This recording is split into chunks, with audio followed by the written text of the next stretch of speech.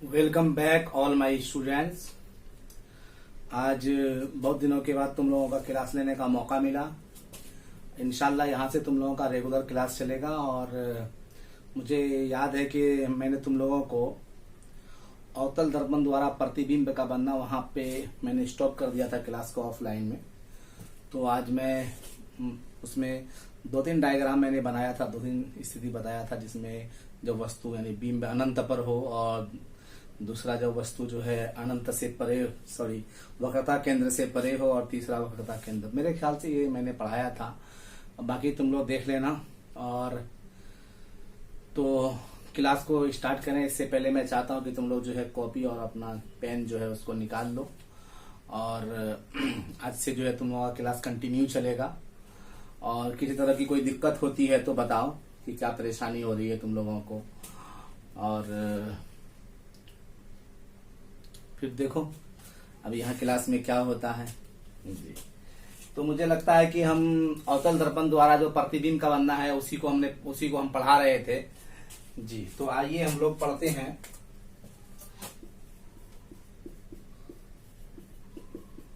अवतल दर्पण द्वारा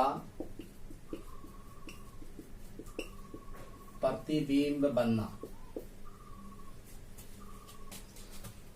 जी। उम्मीद करते हैं कि आपने कॉपी कलम निकाल लिया होगा और हेडिंग में लिखा होगा अवतल दर्पण द्वारा प्रतिबिंब बनना, image formation by concave mirror.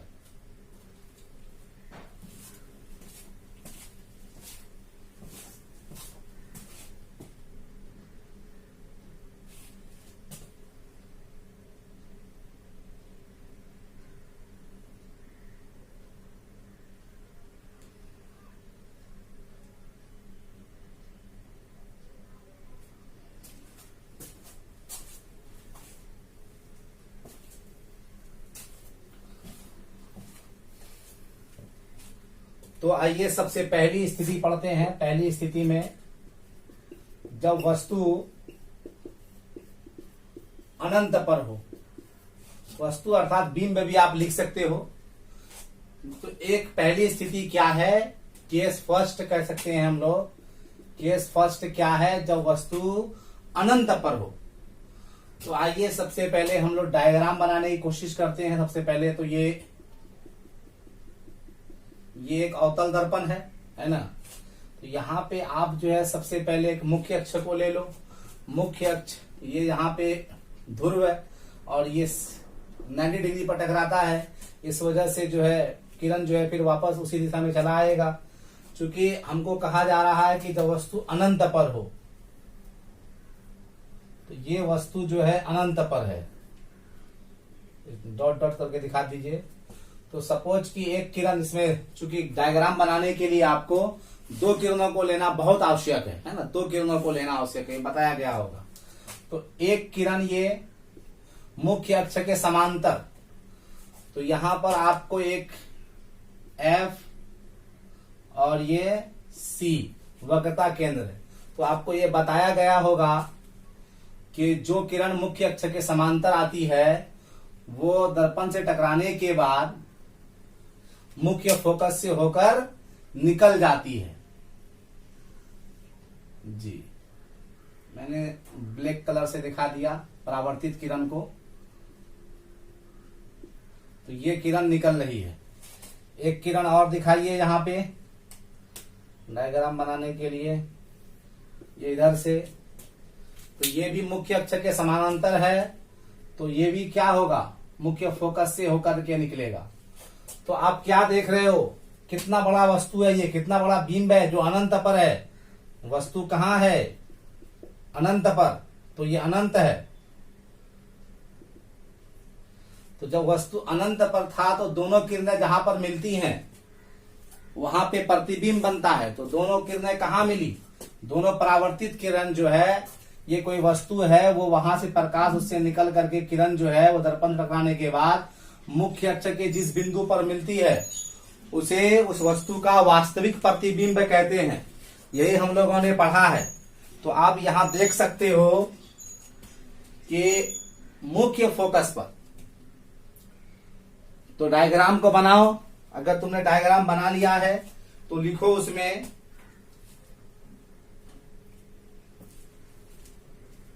ऐसी स्थिति में प्रतिबिंब मुख्य फोकस F पर, ऐसी स्थिति में प्रतिबिंब मुख्य फोकस F पर बिंदु साइज का अत्यधिक छोटा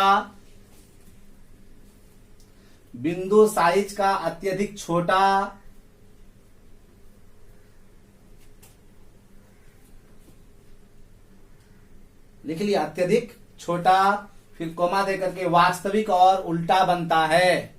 चूंकि यह प्रतिबिंब वास्तविक है तो वास्तविक प्रतिबिंब कैसा होता है? उल्टा होता है। तो आप ये समझो कि आप उसको लिख लो। हालांकि आप डायग्राम जब बना लोगे, डायग्राम बनाने के लिए सब सीखना जरूरी है। तो डायग्राम के लिए जो आपको इससे पहले सिखाया गया होगा कि जब मुख्य फोकस से किरण गुजरेगी तो फिर वो कहां से निकलेगी? सी से गुजरेगी तो क्या होगा? अगर तिरछा अगर ध्रुव पर आकर के मिले तो क्या होगा? ये सब केसेस आपको बताया गया होगा। और अगर मुख्य अक्ष के समानांतर आए तो क्या होगा? ये सारे केसेस को आपको जानना होगा। तो क्या आपने लिखा? ऐसी स्थिति में प्रतिबिंब मुख्य फोकस F पर बिंदु साइज का अत्यधिक छोटा, वास्तविक और उल्टा बनता है। अब आइए हम लोग दूसरा केस पढ़ते हैं। दूसरा केस क्या है भाई? केस 2, जब वस्तु अनंत से परे हो,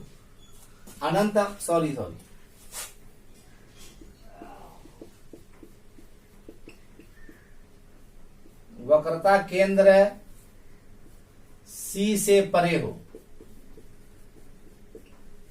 ये C वक्रता केंद्र है, इससे परे हो जी। तो सबसे पहले जो रूल है कि आप एक अवतल दर्पण बनाओ। अवतल दर्पण जो है अंदर की ओर धंसा हुआ होता है और इसका बाहरी सरफेस पेंटेड होता है। ये आपका मुख्य अक्ष है, ये आपका P और ये आपका F, ये आपका C। तो इससे परे सपोज दैट वस्तु लगभग कुछ यहां पर है। ज्यादा लंबा भी वस्तु को न दिखाओगे, डायग्राम बनाने में परेशानी होगी आपको। तो एक किरण, ये वस्तु A और B है, एक किरण यहां से इसके सम्मुख्य अक्ष के, देखिए इससे किरण जो है हजारों किरणें निकल रही है। डायग्राम बनाने के लिए आपको 2 लेना होगा। एक क्लास में अगर एक टीचर को हजारों बच्चे देख रहे हैं तो समझिए उसकी बॉडी से किरण टकरा करके सबकी आंखों में जा रहा है। तो यहाँ किरणें बहुत सारे हैं, लेकिन आपको 2 लेना है। तो एक किरण आपको मुख्य अक्ष के समानांतर, तो मुख्य अक्ष के समानांतर आती प्रकाश की किरणें दर्पण से परावर्तन के बाद मुख्य फोकस से होकर गुजर जाती हैं। और दूसरी किरण को आपको कहां से दिखाना है? यहां से, C से होकर के। तो C से होकर जो किरण गुजरता है वो फिर उसी डायरेक्शन में, चूंकि 90 डिग्री के एंगल पर यहां टकराता है, तो वो उसी डायरेक्शन में वापस चला जाता है। तो आप देखो कि ये दोनों किरण यहां पर मिला तो मुख्य अक्ष से कितना दूर है ये देख लीजिए।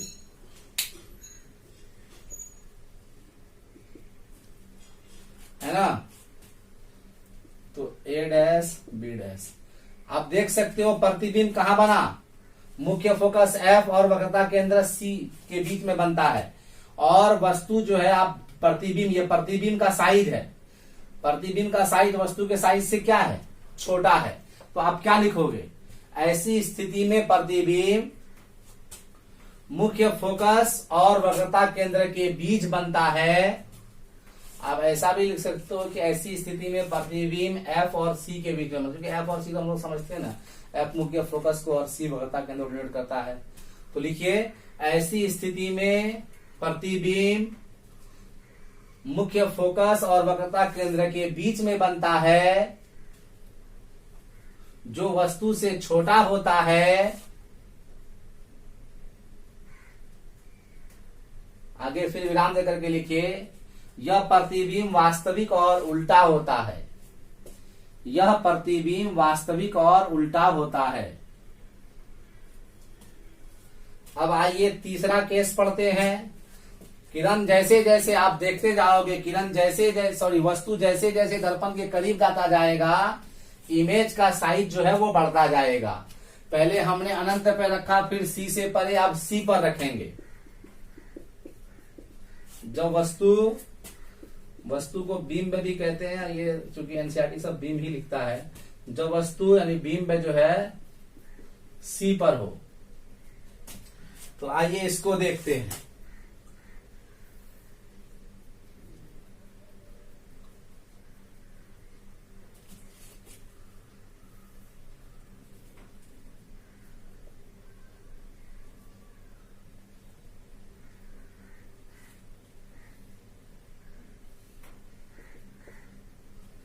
तो ये सी पर वस्तु है ना।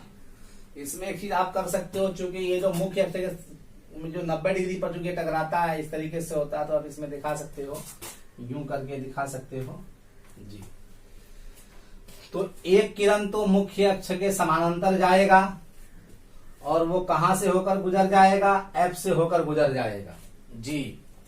और दूसरी किरण जो है, अगर हम ब्लू मार्कर से दिखाएं परावर्तित किरण को, तो मेरे ख्याल से ज्यादा बेहतर रहेगा, आपको ज्यादा समझ में आएगा डायग्राम, है ना। और फिर ये यहां से हालांकि थोड़ा सा, चूंकि ये इसके बराबर होगा, तो थोड़ा सा इसको जो है दिखाना होगा इस टाइप से कि ताकि वो यहां मिले।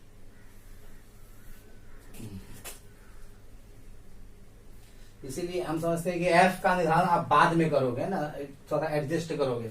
डायग्राम को बनाने के लिए थोड़ा सीखना पड़ता है, एक बार में जो है ना वो जल्दी नहीं होता है। फिर भी आप लोग तो विद्वान हो, कुछ भी कर सकते हो, आर्टिस्ट हो, क्योंकि देखते हैं तुम लोग जो अपने फेसबुक वगैरह पर पिक डालते हो, काफी मॉडिफिकेशन हो जाता है, जॉनी लीवर भी सलमान खान दिखता है।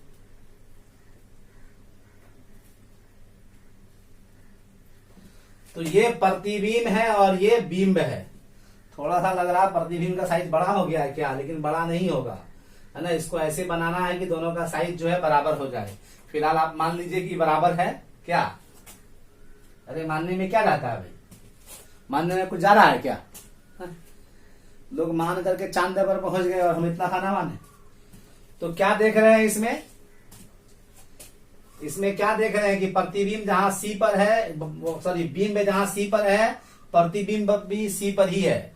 और प्रतिबिंब का साइज और प्रतिबिंब का साइज दोनों का साइज क्या हो गया है? बराबर हो गया है। समझते हैं कि नहीं?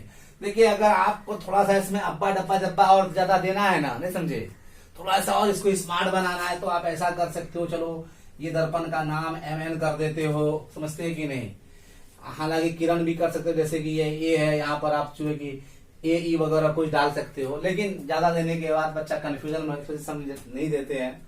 तो क्या लिखेंगे इसके बारे में कि ऐसी स्थिति में प्रतिबिंब वक्रता केंद्र पर, ऐसी स्थिति में प्रतिबिंब वक्रता केंद्र पर बिंब के साइज का ही वास्तविक और उल्टा बनता है ना। और ये याद रखना, ऐसा मतलब तुम्हारे ऑब्जेक्टिव में आता है कि अवतल दर्पण के किस स्थिति में प्रतिबिंब का साइज वस्तु के साइज के बराबर हो जाता है। तो जब वस्तु कहां पर होता है? वक्रता केंद्र पर होता है ना। तो ये तीसरी स्थिति थी जब वस्तु सी पर हो। अब थोड़ा सा और करीब जाएंगे तो सी और एफ के बीच में आ जाएगा। आइए अब हम लोग पढ़ते हैं, जब वस्तु सी और एफ के बीच में हो, है ना। तो सबसे पहले ये डायग्राम को बनाते हैं। ये अवतल दर्पण है, MN, ये मुख्य अक्ष है P, ये F और ये C, इसके बीच में है वस्तु। तो एक किरण जो है F से होकर गुजर रहा है, सभी मुख्य से समांतर जा रहा है। तो है ना, यहां से गुजार सकते हैं। हालांकि एक किरण को इधर F से भी तो गुजार सकते हैं। ऐसा करते हैं, इसको ब्लू कलर से दिखाते हैं ताकि आपको ज्यादा समझ में आएगा। हाँ, तो जो किरण अब मुख्य अक्ष से होकर निकलेगा, सॉरी मुख्य फोकस से, तो वह मुख्य अक्ष के समानांतर निकलेगा, है ना। तो मुख्य अक्ष के समानांतर इस जगह मिला, ये ब्लैक कलर से दिखाने वाला है ना, तो आप देख सकते हो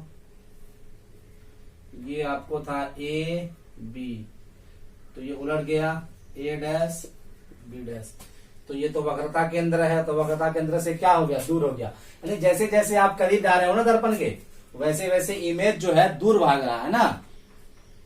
तो क्या लिखेंगे, ऐसी स्थिति में प्रतिबिंब वक्रता केंद्र से परे, वक्रता केंद्र से बाहर है ना, तो वक्रता केंद्र परे मतलब होता है दूर बाहर, वक्रता केंद्र से परे वस्तु से बड़ा, वास्तविक और उल्टा बनता है। ऐसी स्थिति में प्रतिबिंब वक्रता केंद्र से परे, कोमा देकर के वस्तु से बड़ा, फिर कोमा देकर के वास्तविक और उल्टा बनता है। मुझे लगता है लिख लिए होगे तुम लोग।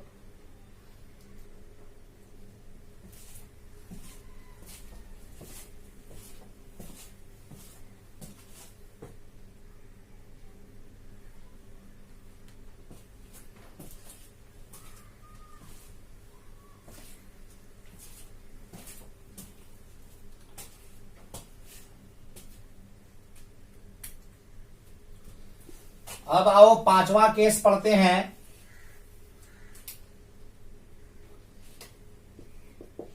जब वस्तु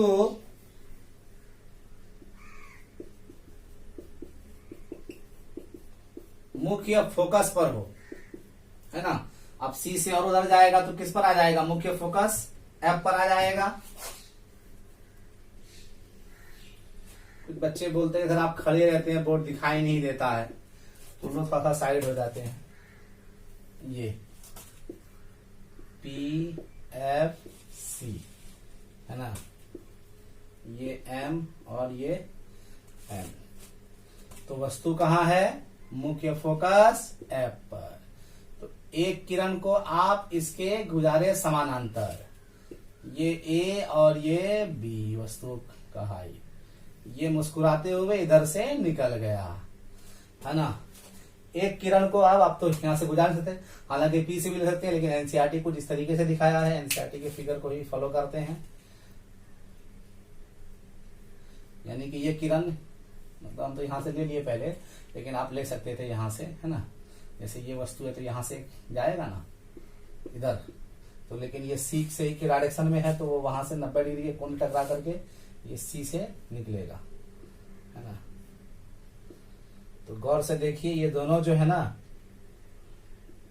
ये दोनों कभी नहीं मिलेंगे, मतलब ये कहीं अनंत में एक दूसरे के क्या जा रहा है, पैरेलल जा रहा है, अनंत पर। तो कहीं अनंत पे कहीं जाकर के उनका मीटिंग होगा, ऐसा वैज्ञानिक का मानना है ना। तो चूंकि मीटिंग होगा, वैज्ञानिक मान रहा है, तो ऐसी स्थिति में प्रतिबिंब को क्या माना जाएगा, वास्तविक माना जाएगा। तो क्या देख रहे हैं आप, और ये प्रतिबिंब क्योंकि अनंत पर बन रहा है, बहुत बड़ा बनेगा, हम उसका इमेजिन भी नहीं कर सकते, बहुत बड़ा। तो कहा कि ऐसी स्थिति में प्रतिबिंब अनंत पर वस्तु से अत्यंत अधिक, यानी अत्यधिक बड़ा, ऐसी स्थिति में प्रतिबिंब अनंत पर वस्तु से अत्यधिक बड़ा,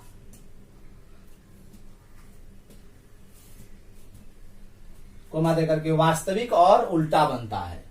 जी, आप आवर्धित भी, वो बड़ा अत्यधिक बड़ा को आप आवर्धित भी बोल सकते हो, क्योंकि आवर्धित शब्द का इस्तेमाल किया है एनसीईआरटी ने। अब लास्ट केस पढ़ते हैं हम लोग, जब वो एफ और पी के बीच में आ जाएगा।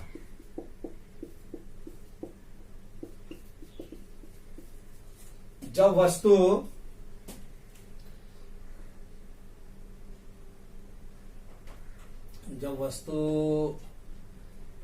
एफ और पी के बीच में हो,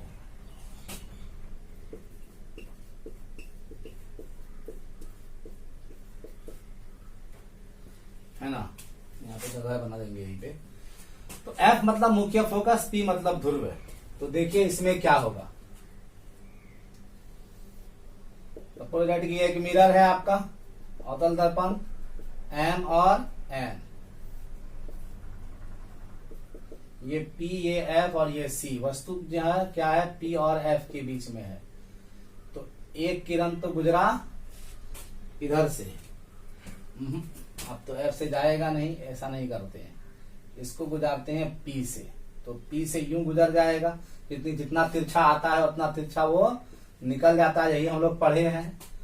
और एक किरण को इसका दिखाइए यहां C से होकर के,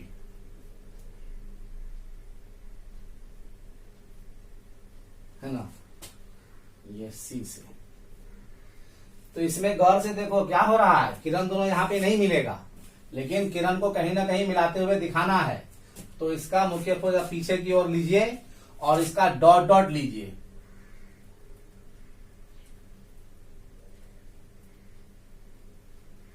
यहां पे मिलता हुआ मालूम पड़ता है हमको, इसका मतलब अवतल दर्पण में ये स्थिति में क्या हो जाता है, प्रतिबिंब काल्पनिक बन जाता है। और काल्पनिक प्रतिबिंब सदैव क्या होता है, सीधा होता है। तो इस डायग्राम को समझो, ये आता है सवाल कि अवतल दर्पण के किस स्थिति में प्रतिबिंब जो है काल्पनिक हो जाता है। तो जब वस्तु यानी बिंब को F और यानी मुख्य फोकस और ध्रुव के बीच में रखा जाता है। तो मुझे लगता है बात समझ में आ रही होगी, एक दो बार ट्राई करोगे तो आएगा समझ में और भी, है ना। तो ये दर्पण के क्या बन गया, पीछे बन गया, है ना। काल्पनिक प्रतिबिंब दर्पण के क्या बनता है, पीछे ही तो बनता है। तो अब क्या लिखोगे, बोलो इसके बारे में क्या लिखा जाएगा कि ऐसी स्थिति में प्रतिबिंब दर्पण के पीछे वस्तु से बड़ा, काल्पनिक और सीधा बनता है। ऐसी स्थिति में प्रतिबिंब दर्पण के पीछे वस्तु से बड़ा, काल्पनिक और सीधा बनता है। तो यह 6 केसेस थे अवतल दर्पण द्वारा प्रतिबिंब बनना, समझते कि नहीं। इसको हमने आज पढ़ाया जी, और इतना ही रख देते हैं क्योंकि पास गर्मी ज्यादा है, समझ रहे हैं कि नहीं। इंशाल्लाह फिर देखते हैं, नहीं तो आज रात में तुम लोग का वीडियो शूट करेंगे, है ना। तो इतना ही रखो और कोई दिक्कत वगैरह होती है तो यार बताओ, मतलब तुम लोग तो ऐसा लगता है बिल्कुल साइलेंट हो गए हो, पता नहीं साइलेंट हो कि वायलेंट हो, क्या हो नहीं पता। और यार हमारे वीडियो को शेयर वगैरह करते रहो और अपने दोस्त वगैरह सब कुछ बताओ कि भैया साजिद सर ऑनलाइन है ना। और चैनल को सब्सक्राइब वगैरह कर दो यार, है ना। जाता क्या यार, ऐसा लगता है तुम लोग का नहीं ना, तो फिर मतलब यार चैनल को सब्सक्राइब करो, है ना। और सब ठीक ठाक है, भला चंगा ही है, ठीक है। इतना ही रखते हैं तब। जय हिंद, जय Bharat, thank you so much.